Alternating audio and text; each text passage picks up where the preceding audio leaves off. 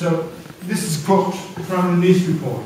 The collapse of WTC-1, this is the North Tower, ignited fires on at least 10 floors and burned under control. This is my expression mark here, because the reason why they burned out of control was that nobody controlled them. There was no attempt to control these fires. You'll see in the menu later on. On floors 7, 8, 9, and 11, 12 to 13. They burned out of control. By 1 p.m., there was no visual evidence that the small early fires in floors 19, 22, 29, and 30 were still burning. This means that out of the 10 floors from which fires were reported, 4 of them had gone out about 1 p.m. So we only had to concern ourselves with the remaining 6, 7, 8, 9, and 11, 12, 13. Then you can go into the NIST report. Very accurately, they have meticulously, actually, they have written a lot on every single window of the building, guessing on the temperature behind. So it's very accurate work for account of the fires in the building. You don't have to remember this, but I got these numbers out. So on the 7th floor, for instance, fires was observed from 2 to 3:15, and from 4:15 to 5 minutes later, then it went out, etc., etc. The only thing which will be important later on is what happened on the 12th floor, where the fire was observed 8 minutes past 2 to 2:30, and then occasionally on and off until collapse time, 20 minutes past 5. Another feature of this list, yes please? Well, was there any suggestion of what started those fires? No, we don't know why these fires were started. NIST said that the fires was ignited due to the collapse of the North Tower on 10:28 in the morning. And another interesting thing related to your question is that none of these fires were observed before 2 o'clock. And as you might remember, 1 minute ago, I said that the early fires on the top floors had all gone out by 1 o'clock. So between 1 o'clock and 2 o'clock, there were no fires observed in Building 7. And we do not know why they took on again on these 6 floors. Let's take a look. Let's take a look. Actually, the first picture I show you here is one of the early fires, because this is the only visual account of anything burning on the south side. This is the southeast corner of the building, and the numbers are referring to the floors. So this is the 28th floor. On the 29th floor, on this corner, we see there has been fire in here. It's still burning here. And on the 30th floor, it's gone out on these 2 rooms. It's burning in here, eventually here down. But this is one of the fires which actually was burned out about 30 minutes later. This is office fire. This office fires they burn out at roughly 20 minutes. For the simple reason that that time there's nothing more to burn in an ordinary office. More interesting is what happened during the afternoon. We're here on the other side of the building, the east side of the building. And there's something going on up here. This is around the 11th, 12th, 13th floor. This is a close-up of the same building, which is burning on the 11th and the 12th floor here. The small numbers are referring to the numbering of the perimeter columns behind the facade. So by referring to the floor and the perimeter column, you have a very convenient coordinate system actually for the whole outside of the building. You can refer to the perimeter column and the floor, and you know exactly where you are. The time here is about 3:30. A little later, this is a picture from the north side, and we'll see that there is a little fire here. This is the 12th floor. This is the 7th floor. It's burning here a little before 3 a.m. A few minutes later, we do not know exactly the time of this, but it must be a little later than the previous one, because the fire on the 12th floor now have extended a little towards the west. So does the fire on the 7th floor. There's a satellite fire going on here, again in the western direction. This one has been timed exactly at 3:12. This we're again on the north side. The fire on the 12th floor is moving a little more to the west. Now on the 7th floor, the one we saw here has gone out, but this one a little bit further to the west is still living. There's nothing else going on in the building. About an hour later, we're back on the east side where we were 1.5 hours ago. We'll see that the fires on the 12th and the 13th floor had gone out. This time, something had been happening here on the 8th floor. It's died out. There's still a heavy smoke coming out of this window. Maybe he had forgotten his window tiles in his office. And so this is the black smoke. There's a black smoke here. At this point, I'm often asked, what is going on here? Where does this smoke come from? Was that your question? No, I'm trying to refer to the automatic sprinkler.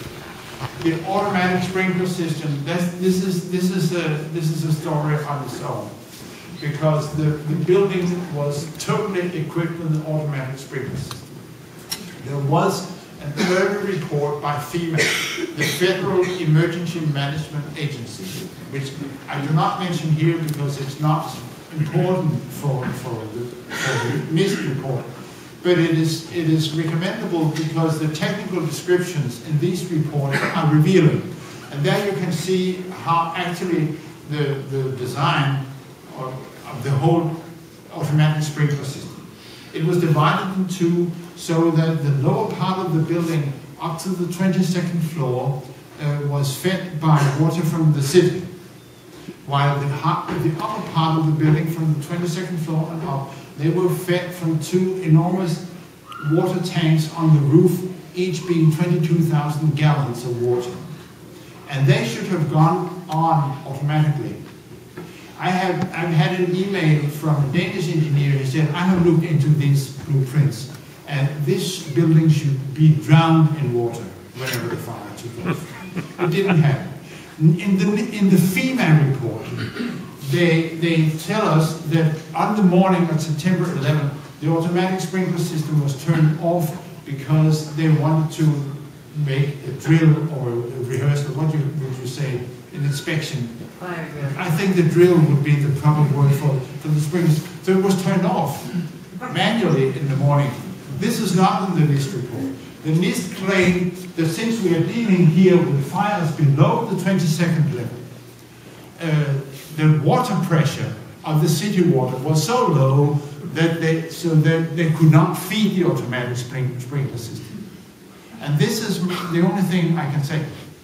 Well, I could add that the building was equipped with what you call boosters, water connections, where the fire department could have come up with a tank truck with water and actually filled the whole system with water if they had wanted to.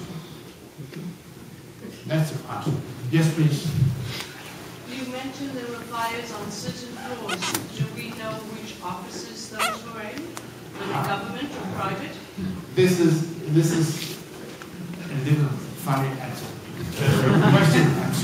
This is a funny question because these 12th and 13th floor belonged to the Security and Exchange Commission. And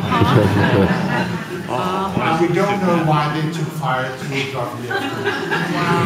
I've had one several years ago, an attorney in the audience, and she said, "Now I understand."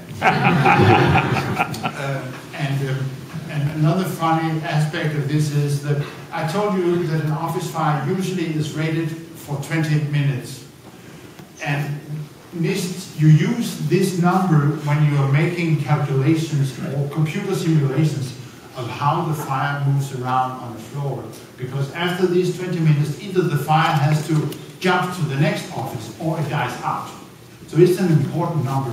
But when NIST are doing their fire simulations on the 12th and the 13th floor, they put this number to 30 minutes to say the fire on this floor would last for 30 minutes in each office because they had so many unresolved cases in the office. Thank you for the question. So the explanation for the smoke Yeah, the explanation for the smoke, what's happening here on the backside? Well, some of the smoke definitely came from building 7 because there was, nobody is disputing that there was something going on. Low-level fires. And low-level fires makes a lot of smoke, which all of you know who has been scouting or really in the backyard knows. And there was a wind coming in this day from north, a very weak wind. You can see how the smoke goes out this way. So there was a swirl on the back side of the building which is pulling the smoke up here. So this is some of the smoke is from building 7. But the other half of it is, the remaining of it is from World Trade Center 5. Because behind building 7 was World Trade Center 5. And how was World Trade Center 5 doing? It was doing like this. It was actually burning and smoking. And do I have to say that it remained standing? This is World Trade Center burning and it remains standing. There is no sound on this clip, so I can take a question. There was, yes, please. There was some, a few slides ago, there was different sides of building 7 were being shown. At the base of the building, there was some material that's laying along the base of the building.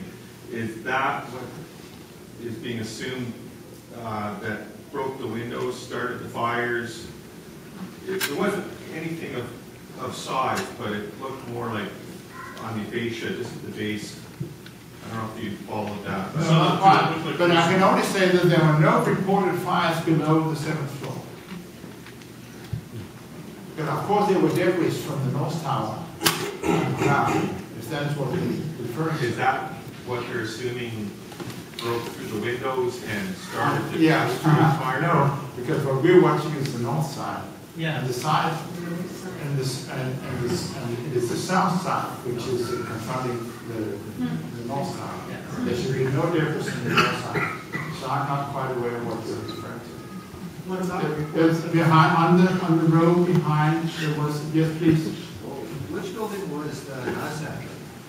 Which building was The NASDAQ? Aztec? The exchange. American Stock The National Security and Exchange Commission. Which building? The NASDAQ Stock Exchange. Is it one of those? The stock exchange. I don't know. I'm sorry. I'm sorry. Yes, please. Do you have any sequence of reported explosions? Well, maybe we should keep this question to the after the intermission, where I'm dealing a lot with explosions. Will you please raise your hand again after the intermission when we go to come to that? Okay. Yes, please. Didn't they find a whole bunch of girders and killed and buildings surrounding the World Trade Centers?